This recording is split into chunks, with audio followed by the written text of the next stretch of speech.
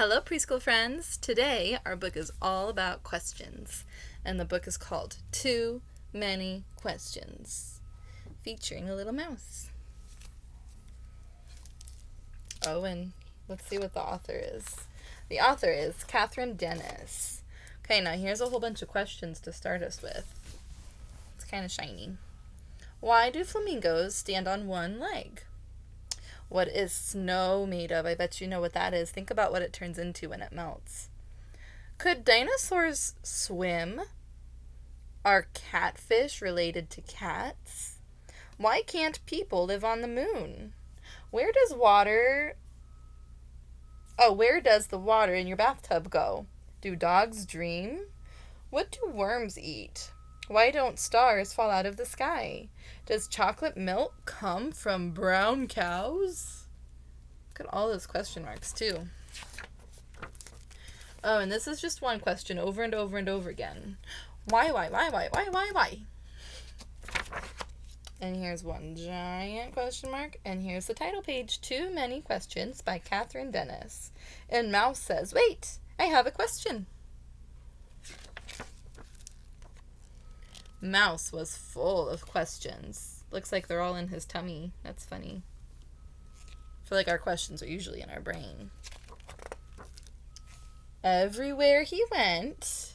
Why are you looking at me? Why is it always leftovers?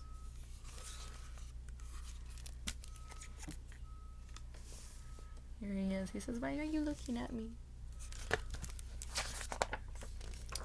Everything he saw. Is that cheese? He's looking at the moon. Why is my shadow bigger than me? Why do you think his shadow is bigger than him? Made Mouse wonder and ponder. Would I look good in stripes? He's thinking about a bumblebee, thinking if he would look good in stripes. And think of more questions. Are my ears too big? Why do I have a tail? What do you think our mice have questions about? Maybe where we are, huh? Why it's so quiet. Too many questions, his family said.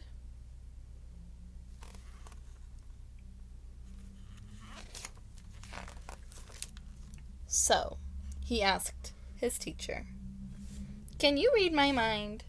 Oh, and the teacher even has a question on the board. It's a math question.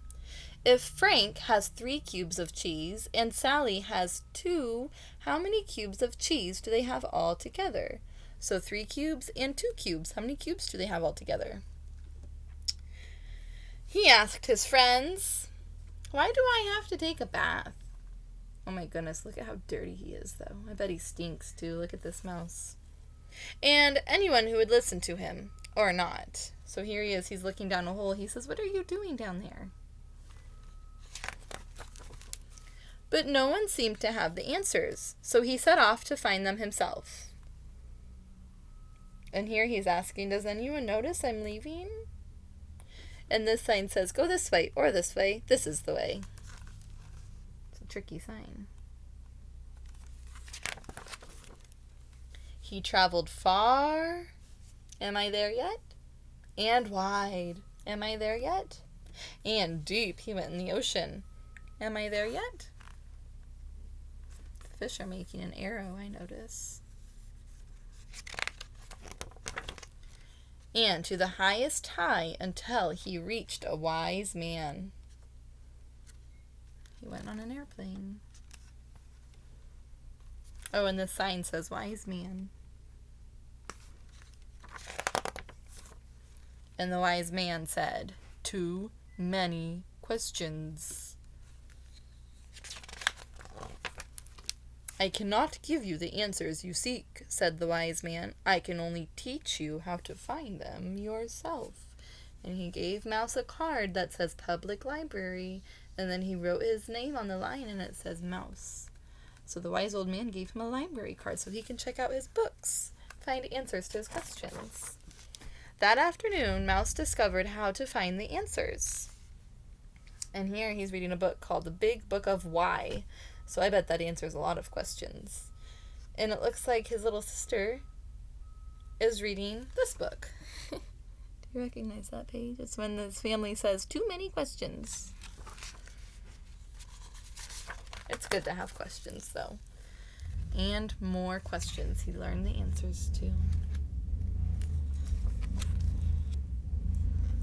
And that's the end. Here's some answers to some of the questions. But I bet you should look them up. Here are some more questions. What makes a rainbow? Why do baby teeth fall out? How do fish breathe underwater?